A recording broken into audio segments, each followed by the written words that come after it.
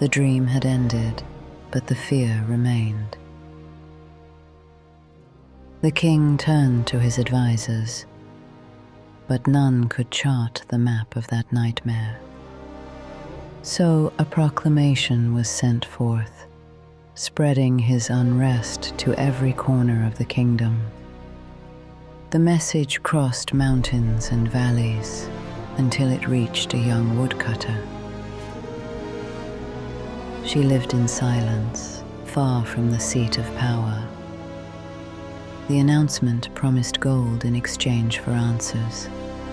She longed to understand, and in that longing, she was heard. An owl appeared and offered a pact. It would reveal the meaning of the dream if she returned to share what she gained. The owl revealed the dream spoke of betrayal. The foxes represented cunning and disloyalty. She carried the message to the king. Hearing it, he recognized his fears and rewarded her with gold coins. Doubt grew heavy. She convinced herself the owl needed nothing from her, and she walked straight home. The clearing remained empty, the pact broken. Soon after, another dream tormented the king, a sword suspended above his head. He sent guards to the woodcutter's home with a solemn message. Those who ignored the king's summons would face death. Now surrounded by comfort, she trembled. She returned to the clearing. The owl awaited her and demanded the pact be renewed. She swore she would keep her word. The owl revealed. The dream foretold violence. The kingdom stood at the edge of bloodshed. She carried the warning back to the king. Relieved, he rewarded her with 3 sacks of gold. But on the path back to the clearing, something in her had changed.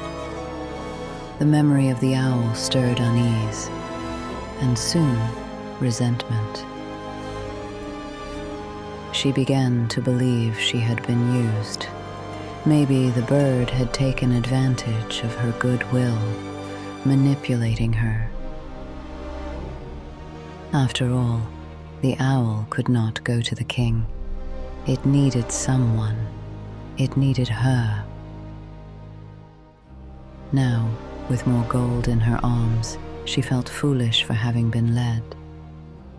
She picked up a stone and hid it. As she neared the clearing and saw the owl perched, she didn't hesitate. She threw it, but the bird was quick. It soared just in time, leaving only the sound of wings slicing the air. Time passed. A third dream visited the king. Sheep running peacefully through the throne room. Again she was summoned.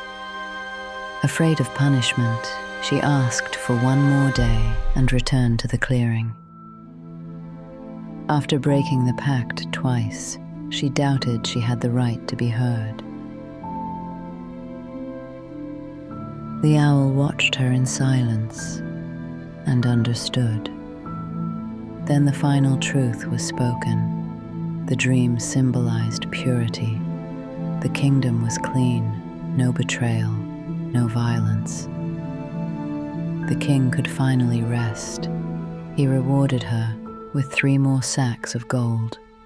But this time, the woodcutter did not flee from her promise. She returned to the clearing and gave back everything, the gold and the remorse. Gratitude, but I do not need this. A single coin would be too heavy for my flight. In truth, I never expected anything else from you. You were a reflection of the world. When the air of the kingdom was treacherous, you betrayed. When the air was violent, you attacked. Now that the air is pure, you return in repentance. You were not the author of yourself. You mirrored what surrounded you. Few follow their compass when the winds are strong. Few keep their fire lit when all around grows cold. I didn't expect you to be among those few, but maybe now this is the beginning. And if I return this gold to you now, it's because it never belonged to me, and perhaps not even to you. What you carry are choices, yours.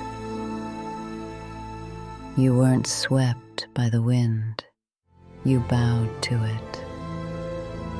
You had freedom, you had the chance to guide your story, and 3 times you chose to follow a script you didn't write.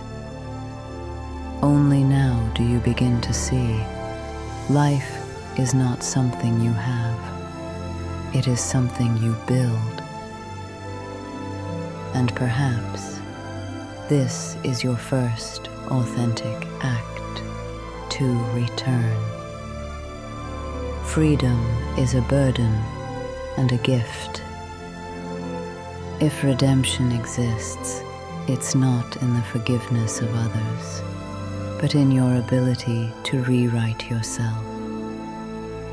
Let this not be your end, but the prologue of who you can now choose